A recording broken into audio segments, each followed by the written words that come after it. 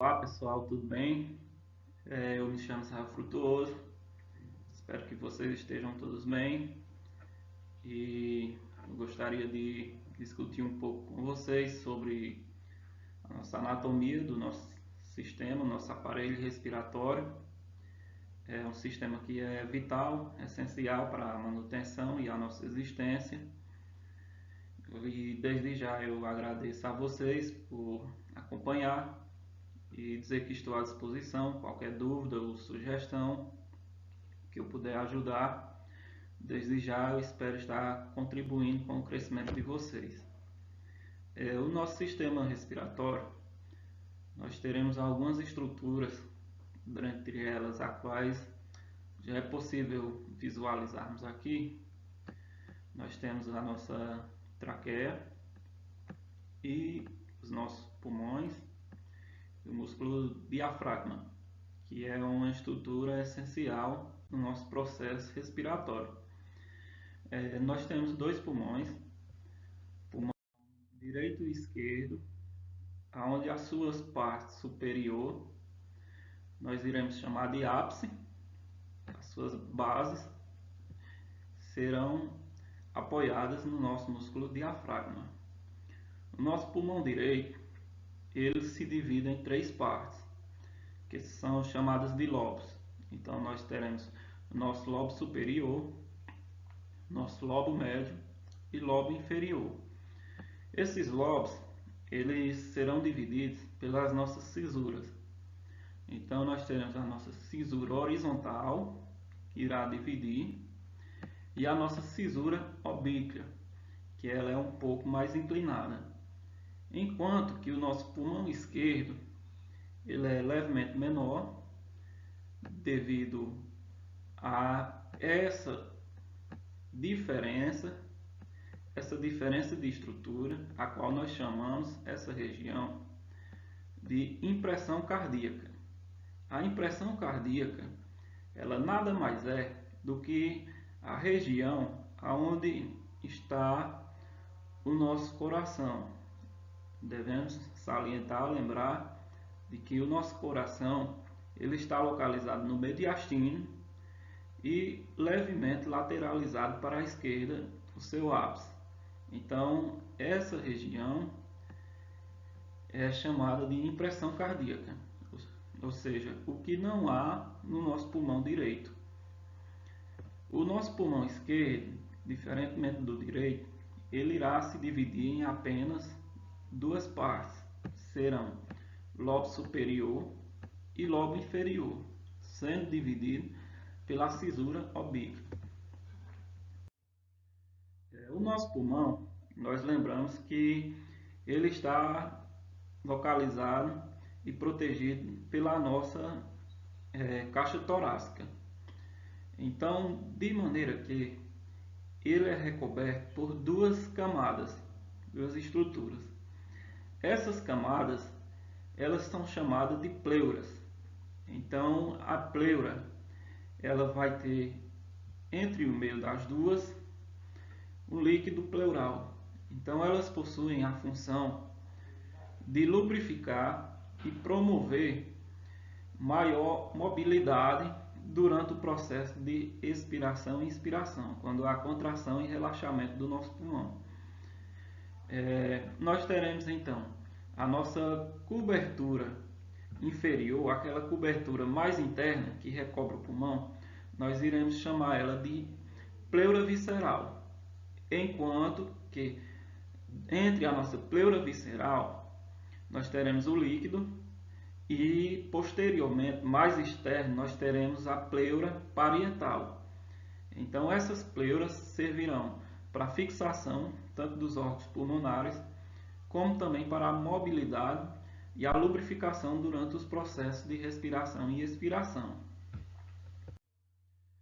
Aqui nós temos uma vista onde é possível visualizarmos aqui o nosso hilo pulmonar. O hilo pulmonar, ele nada mais é do que aquela região onde haverá a inserção de todos os vasos. Vasos esses que são aqueles que vêm do pulmão, trazendo o nosso sangue para haver a oxigenação. Então, todas as nossas veias pulmonares, todos aqueles vasos que se ligam ao nosso pulmão, eles se inserem nessa região, a qual nós chamamos de hilo pulmonar. Para falarmos sobre os nossos sistemas respiratórios, nós precisamos entender um pouco sobre a mecânica, como funciona a nossa respiração. Como já foi falado, nós temos um músculo a qual os nossos pulmões eles se apoiam, ou seja, sua base está em cima, que é o nosso músculo diafragma. O músculo diafragma ele possui uma função de auxiliar, juntamente com outros músculos, no processo respiratório de inspiração. Como que isso funciona? À medida que o nosso músculo diafragma está presente aqui, ele se contrai, ele aumenta o volume do nosso pulmão. Ele se contrai para baixo, aumentando assim a expansão. À medida que o pulmão se expande, a nossa pressão do pulmão ela vai ficar menor relativa à pressão que há de ar existente fora da nossa cavidade pulmonar, ou seja, o ar que nós respiramos.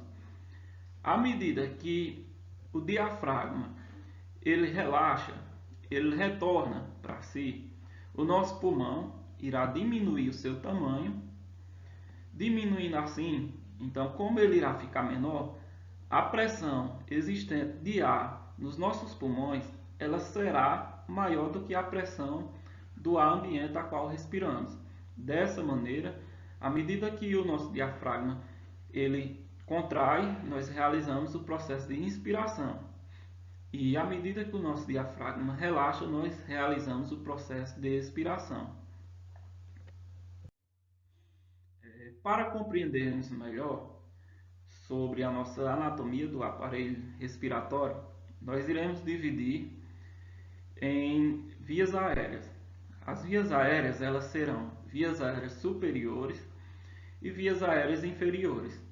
As nossas vias aéreas superiores serão todas aquelas estruturas que têm ligações diretas com o ar, ou seja, aquele que está mais próximo. Então nós iremos ter o quê? A nossa cavidade nasal e a nossa cavidade oral. Dentro dessas cavidades nós teremos o quê? As estruturas. Essas estruturas são quais?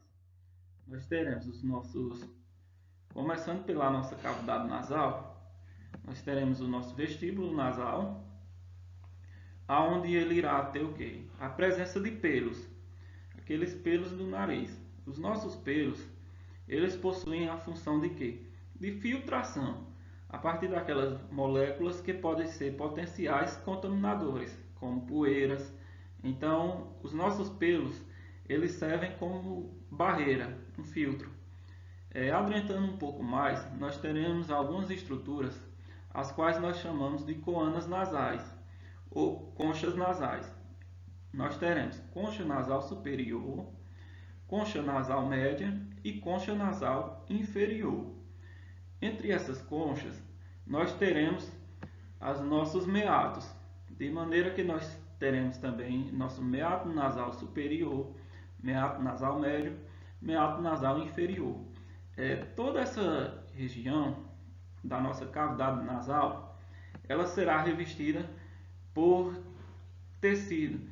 E esse tecido, ele também vai ter várias células que são secretoras de muco.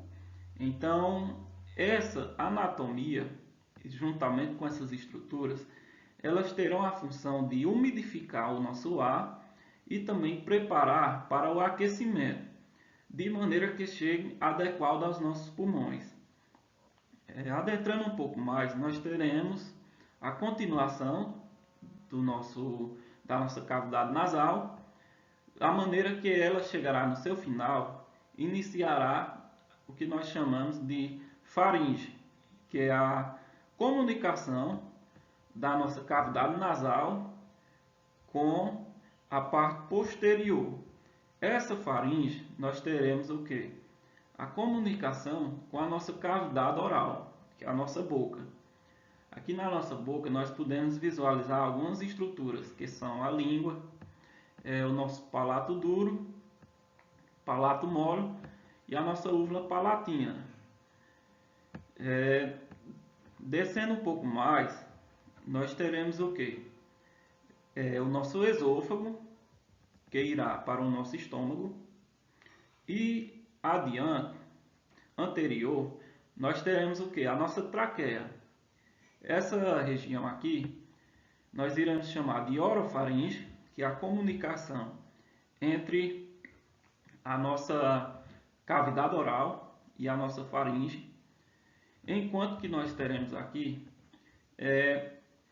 a nossa estrutura chamada epiglote.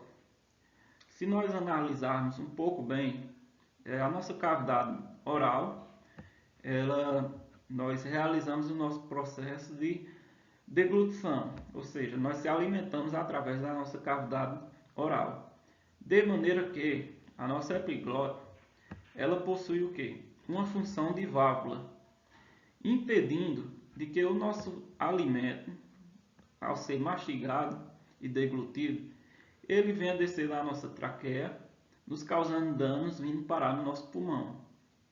Então, ela possui a função de válvula, vedando, ou seja, tampando, impedindo que haja comunicação do nosso alimento ingerido com a nossa traqueia, de maneira que ela seguirá o seu destino, que é para o nosso estômago.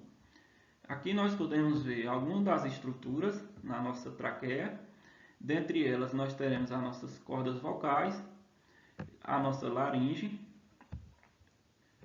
Aqui nós temos uma visualização um pouco melhor, da nossa cavidade oral, onde é possível visualizar no nosso palato duro, as nossas amígdalas e também a nossa úvula palatina. Aqui nós iremos adentrar um pouco as vias aéreas inferiores.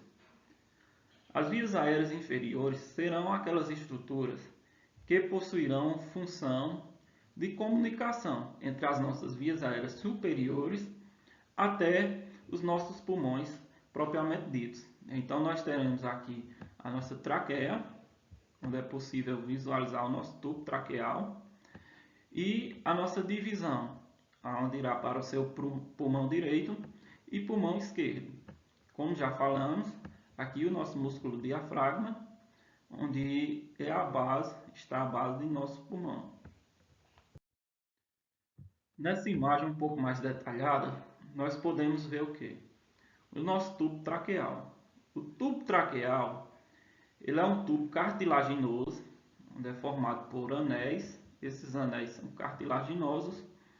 Então, a nossa cartilagem ela possui a função de evitar que haja uma constricção, ou seja, um fechamento ou um relaxamento, de maneira que, ao contrário, se fosse um músculo, ele poderia realizar esses movimentos, enquanto a nossa cartilagem ela não permite. Então, a nossa traqueia ela é formada por tubo cartilaginoso.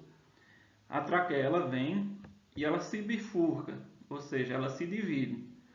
Essa divisão ela se inicia nessa estrutura da cartilagem, a qual ela é semelhante a uma calcinha, popularmente dita, que nós a chamamos de carina. Então, a partir da carina, nós iremos ter o quê?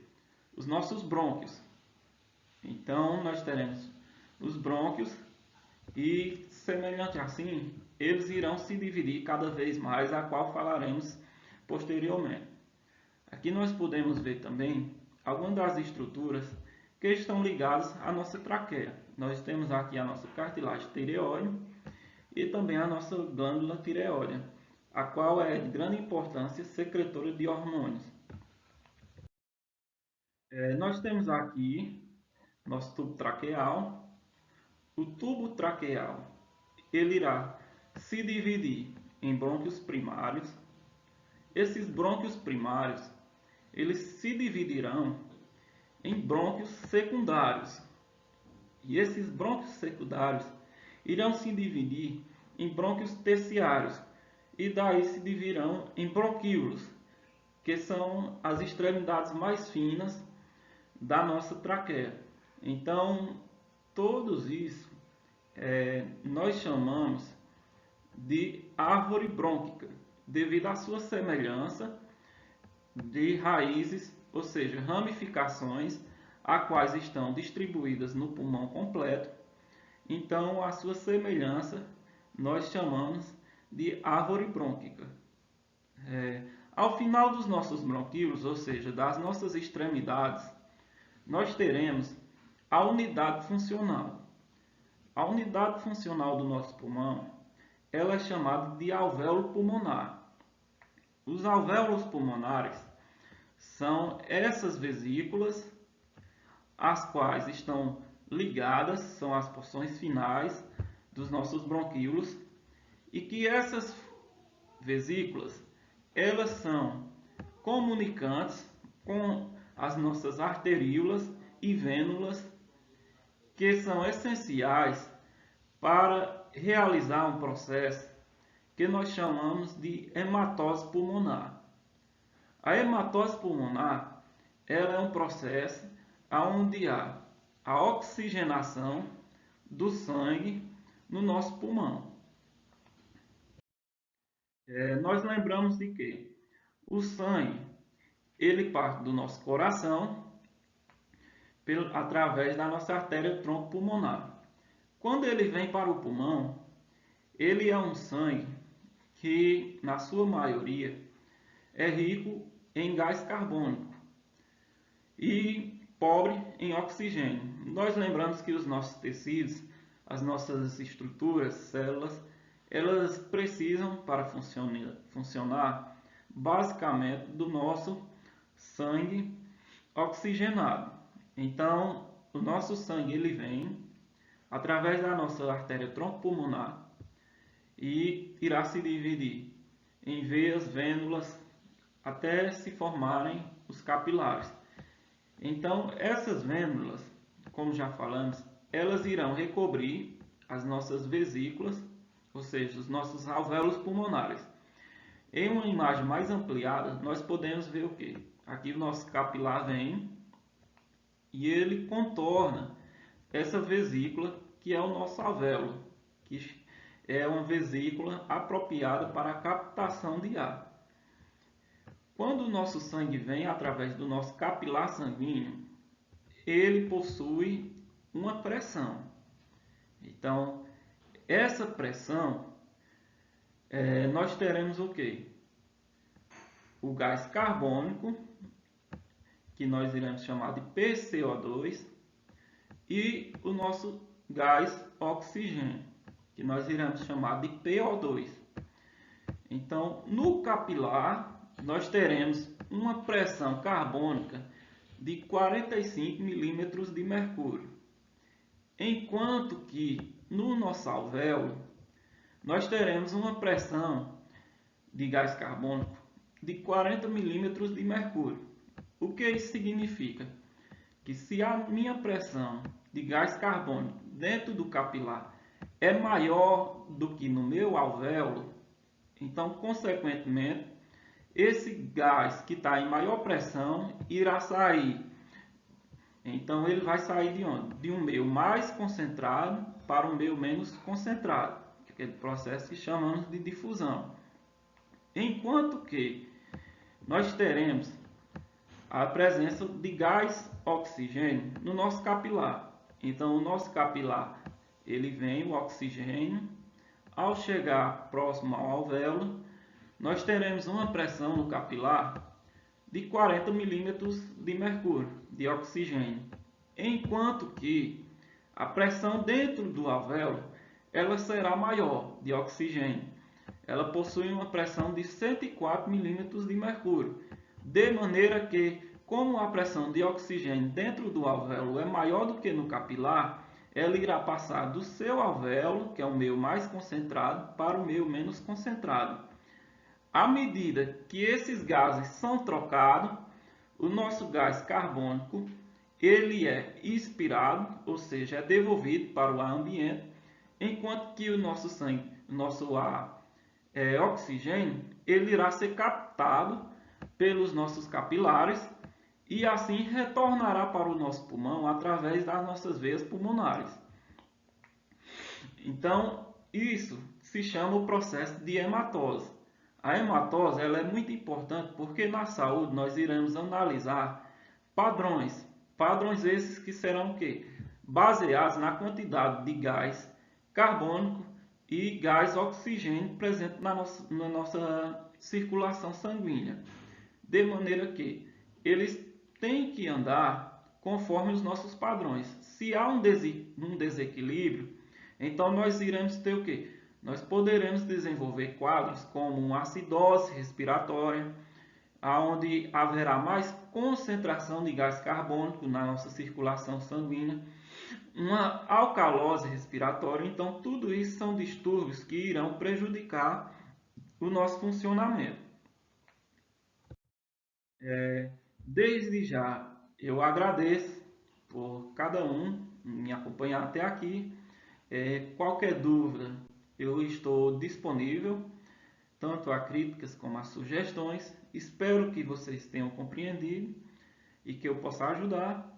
Deixar aqui uma mensagem, a qual é de suma importância, pois esse conteúdo que nos atrai tanto, que é a nossa anatomia, ela está disponível e nós temos o conhecimento devido às nossas antepassados, nossos cientistas, nossos estudiosos que tiveram a iniciativa de estudar e disseminar o conhecimento, como também houveram aqueles que foram